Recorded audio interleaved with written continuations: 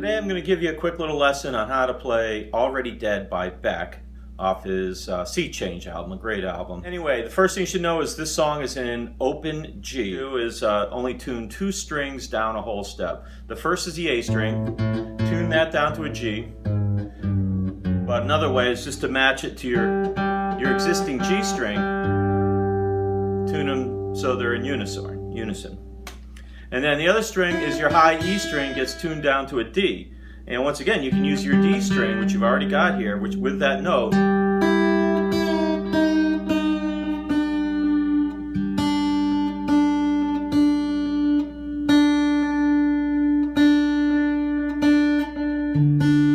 Alright, now I leave the E string as an E. So there's your open G chord, and then you kind of ignore this E string.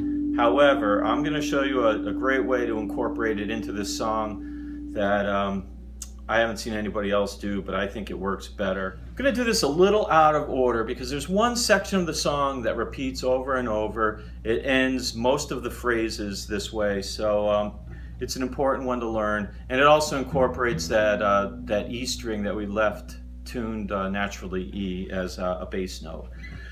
So it starts with a G, and you know it'll start different ways, but it's always with the open G string. You're going to take your middle finger on the 2nd fret, and you're going to do a little transitional bass note, and that's an A. And then you're going to go up to the 3rd fret, and that becomes a B flat. And basically, this is a B flat chord. So you got your middle finger on the 3rd fret, A string, the G string. And right next to it on the D string, your ring finger. Then keep the G open like you do so much throughout the song. And then on the B string, you're going to use your pinky finger and play at the 3rd fret as well. So basically you have 3 strings on the 3rd fret with the exception of the G string, which you let stay open. And then you're going to also play the open D string. So you have 2 Ds up here.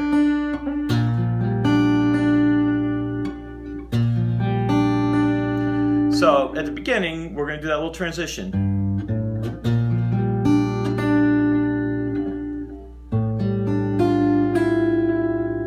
So here's where I'm using that E string to play. It's an A note, which is naturally the A note, the E string on the 5th fret as the bass note. Then I take my index finger and I cover 2 strings,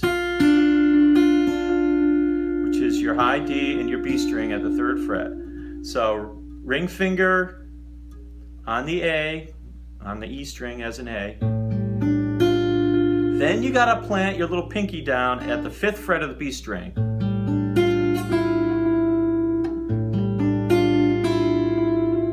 It sounds dissonant, but that's the way it is, and it's awesome.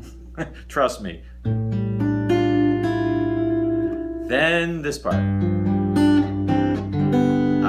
Feels good, right? That's the dissonance, the tension, the release. That's the beauty of this whole song.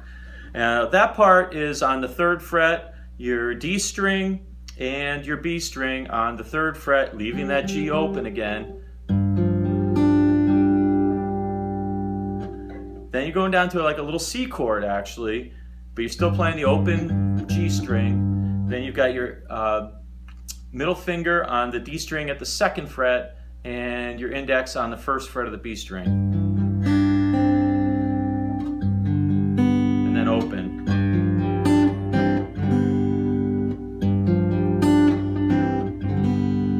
And then you can play your little open D. He does that. The timing's a little off at times when he does it. Play it loose. If you like it, you put it in. If you don't have to. So that section again.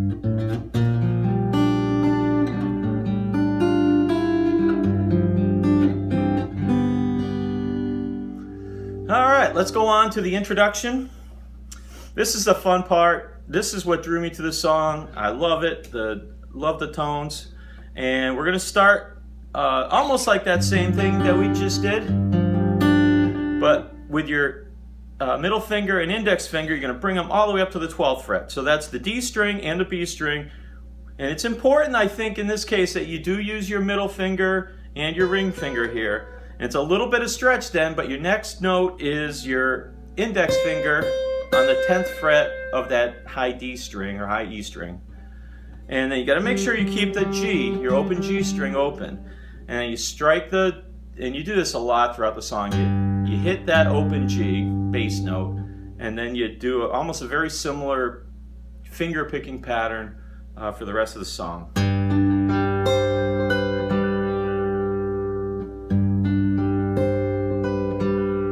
I tend to not use my pinky so much, I'm lazy, but if you can, you've got 4 fingers for the 4 strings and then your thumb for the bass, and it's pretty easy.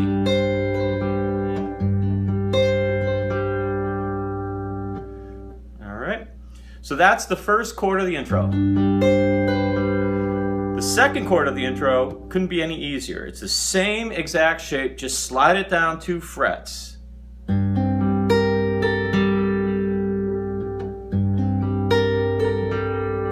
So right from the beginning,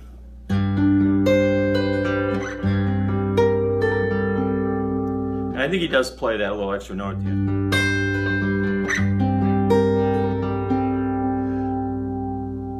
The third chord is almost exactly the same, except you move your these 2 fingers down 2 more frets, but your index finger only goes down 1 fret. So now they're right next to each other. It's actually easier to play.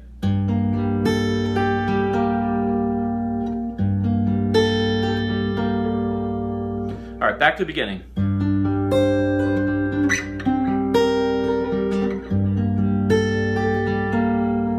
You got that? All right, next comes a little pull off. You use your open pinky here, and on the same fret as your middle and index fingers, you grab that string.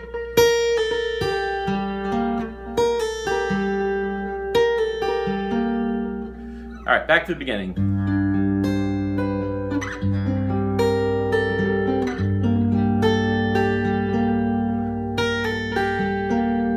Nice, huh? All right, now comes, I think, one of the toughest chords in the song. It requires all 4 fingers, all 4 of your fingers. And once again, you should lead with your middle finger on the 10th fret of that A string, what's tuned down to a G string. Right next to it on the D string, you put your ring finger. So rather than skipping a string, they happen to be right next to each other. Now it's a bit of a stretch, but you got to get that index finger up on the 10th fret of that high D string. And then your pinky goes on the B string, also on the 10th fret. Same as the other fingers, if you will.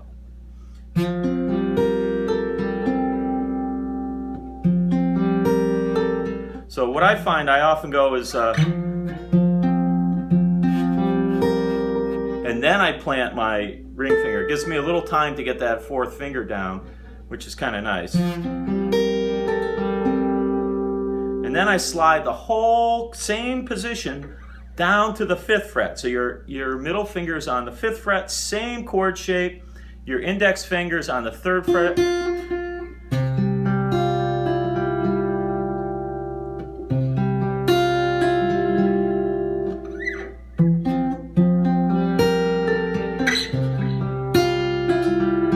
And then this little outro that we already learned.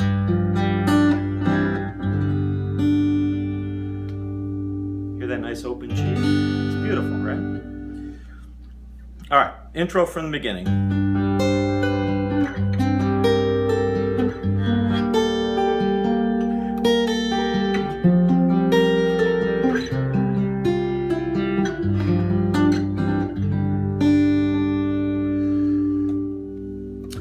All right, let's get to the verse where he starts singing, time wears away all the pleasures of the day. I'm gonna start with that open G string like you do so much throughout the song. You're gonna take your ring finger on the 5th fret of the D string, leave that G string open again, and then your index finger on the 3rd fret of the B string. And you're only gonna play the middle strings. You're gonna leave the high D and the low E out of it.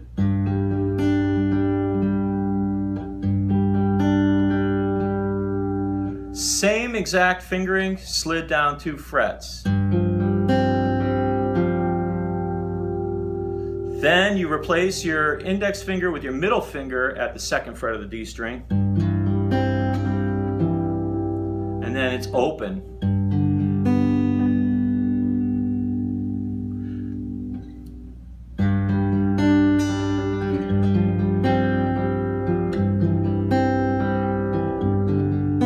Then that ending section we just learned.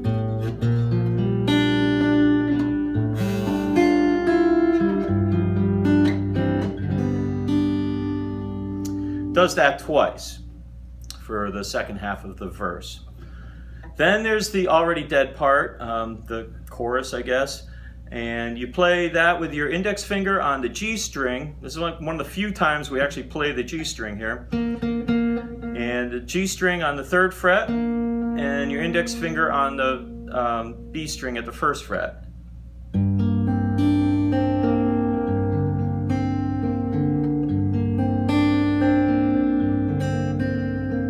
Then he covers the D string at the 2nd fret with his middle finger.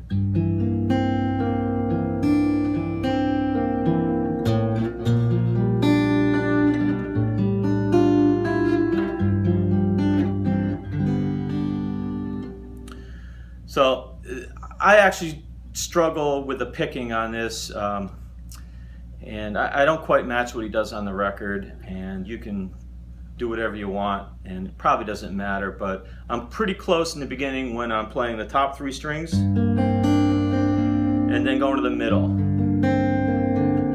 Repeat it. Then cover the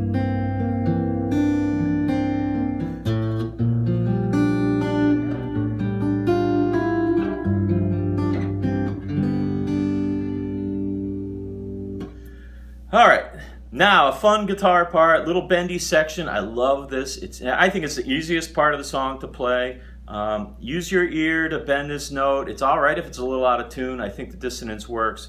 But you're going to put your ring finger on the 7th fret of the B string, and then your index finger on that high D string on the 5th fret. And you're going to bend this up a whole tone.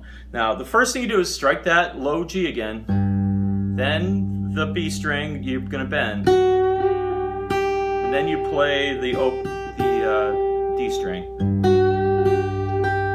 then let it come down.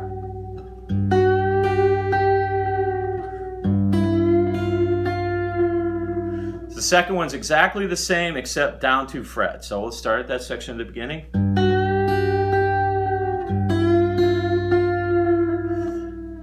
Now the next one's a little different. You go down to the G string, and so basically you're moving both these 2 fingers just down 1 string, or up, depending on how you look at it.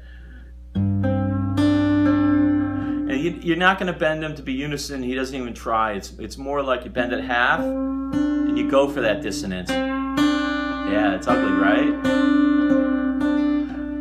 But it works in the song to have that dissonance. Let's try that from the beginning.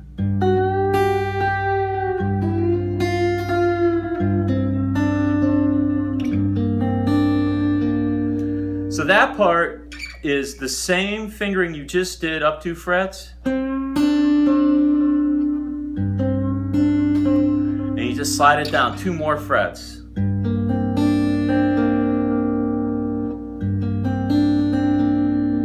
Which is dissonant right now, right? It sounds a little harsh, but man, when you play it after those dissonant string bends, it sounds friggin' awesome. You know, it's all about this tension.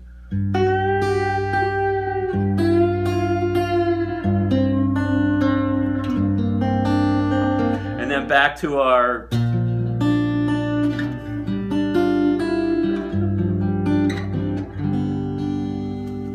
I love that section. That's all the parts of the song.